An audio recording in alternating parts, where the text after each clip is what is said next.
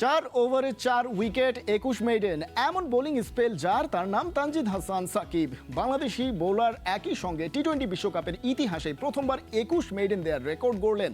এই টাইগার পেসারের কাছেই যেন হেরে গেল নেপাল। দলকে জিতিয়ে সাকিব হয়েছেন ম্যাচ সেরা। সাকিব এখন টুর্নামেন্টের most impactful bowler. Kohinoor Kona report. 24 ball 21টা dot 4 wicket. It's Tanzim Sakib for you. ইতিহাস গড়তে নেপালের চাই 120 বলে 107 রান।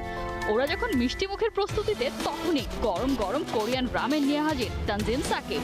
এই ইয়াংস্টারের 140 কিলোমিটার পার আওয়ারের বলে দিশেহারা নেপালি ব্যাটাররা।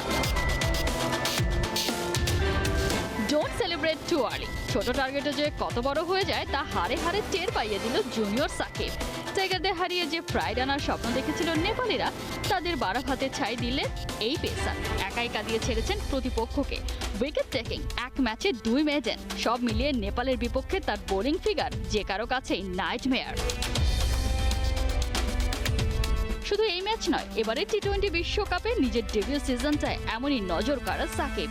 গ্রুপ পর্বে 4 ম্যাচে 90 বল করে নিয়েছেন 9 উইকেট। ইকোনমি 4.80। এই মুহূর্তে বিশ্বকাপে টপ উইকেট টেকারের লিস্টে তানজিম সাকিব টপ 3-তে। অথচ এই সাকিব খেলবেন বিশ্বকাপ এমনটা হয়তো কেউ ভাবেইনি। শরীফুলের ইনজুরি, ডেথ বোলিং অপশনে সাইফুদ্দিনের ফেলিয়ার, সাকিবের চেষ্টা, লড়াকু মানসিকতা, একাগ্রতা নির্বাচকদের বাধ্য করেছে ওকে বেছে নিতে। আমাদের মনে হয়েছে তাকে অবজার্ভ করে যে আমাদের প্রত্যাশার যে জায়গাটা, দলের আস্থার যে জায়গাটা, ঠিক সে আকাঙ্ক্ষিত জায়গায় কিছুটা এগিয়ে ছিল তানজিম সাকিব। সে আলোকেই Saifuddin couldn't make it, but he was very close by. সাকিবের উপর ভরসা করে যে বাজিটা ধরেছিল নয়া নির্বাচক প্যানেল, তার 16 আনা ফিরিয়ে দিল এই টাইগার পেসার। এই প্রথম টি-20 বিশ্বকাপের এক আসরে 3 ম্যাচ জিতল বাংলাদেশ।